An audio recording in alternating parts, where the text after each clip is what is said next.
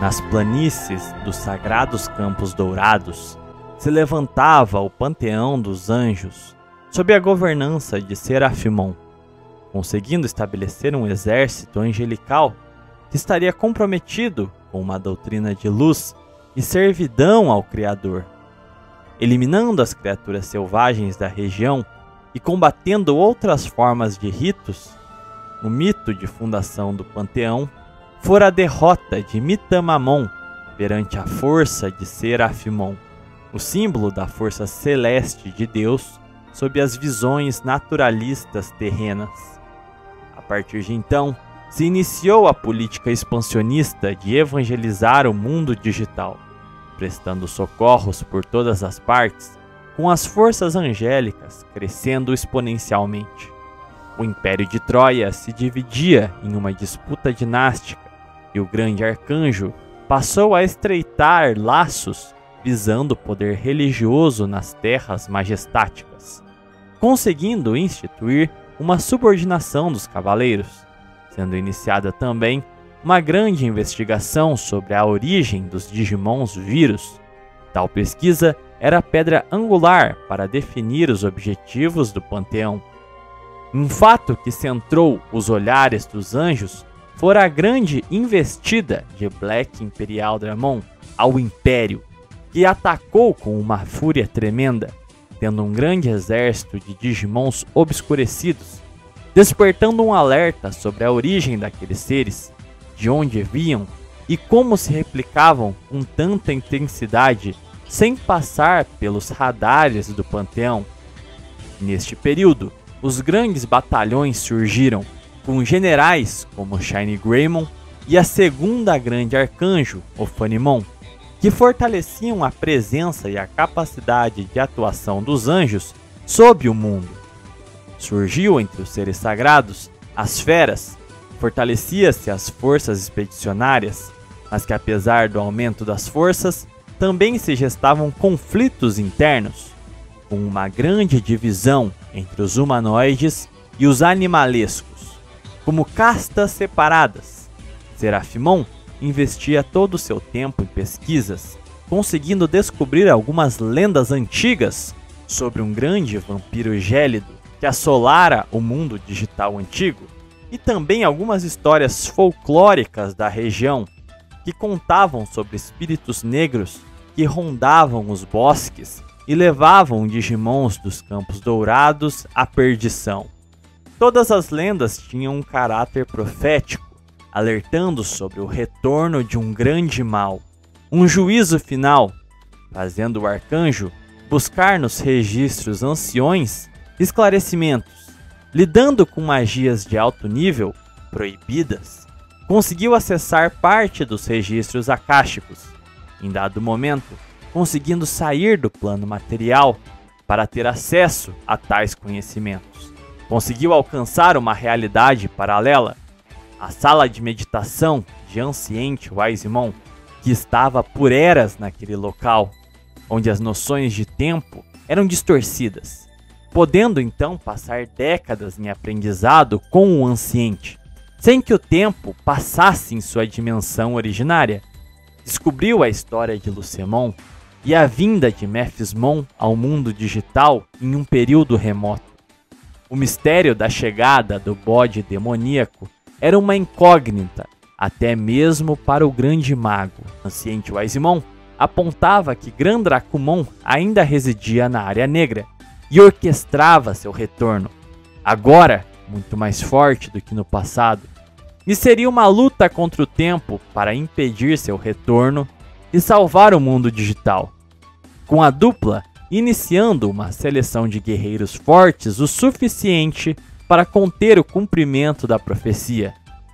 Centrava suas ações com este propósito, que mantinha oculto a todos os demais Digimons, deixando a governança prática do panteão nas mãos de Ophanimon. Estoura a grande ofensiva de Murmucusmon, um demônio de nível extremo, subordinado de Grandrakumon. Serafimon sabia o que aquele ataque representava e via que tinha pouco tempo para se preparar para o grande embate entre luz e trevas. Foi na ofensiva dos mortos-vivos que surgiu King Longmon, e enfim o Império de Troia se estabilizaria com a coroação de King Chesmon, que firma um tratado de cooperação total com o Panteão. Enquanto isso, também fazia os esforços para recrutar Vaikmon e Seiberleomon para a luta que se aproximava. Em meio a seus estudos, algo perturbava sua mente. Uma voz passava a sussurrar, o sugestionando, o atormentando. Era aterrorizante e o perseguia de todas as formas. Uma tendência obscura ecoava dentro de si. Uma grande invasão se deflagrava. Diaboromon surgiam por todos os cantos. As muralhas sagradas logo sucumbiam e a cidade era varrida. O exército de anjos se mostrava incapaz de lidar com aquela ameaça. O panteão fora devastado e só foi possível conter o avanço diabólico com a ajuda do Império, que mandara Queen Chesmon e seus cavaleiros, e por um milagre pôde contar com o surgimento do terceiro grande arcanjo, Querubimon. Após conter hordas e hordas de Diaboromons sob um custo alto, incluindo a morte do grande generalíssimo Shiny Greymon, vinha, enfim, o oponente final, Deathmon. A Trindade, com muito custo, conseguiu parar a ofensiva, mas as terras do Panteão haviam sido completamente destruídas e seu exército dizimado, sobrando menos da metade do efetivo, sendo necessário, de uma vez por todas, encontrar a origem, a fonte deste grande mal que rotineiramente atacava e devastava as civilizações dos Campos Dourados. Um sinal milagroso era dado. Surgia, dentre as fileiras dos anjos, Holy Dramon, que encontrara a fonte das trevas, o Bosque Negro, se iniciando um grande conflito contra os Diaboromons remanescentes, e uma criatura maligna, a força que alimentava as trevas da região, Negamon.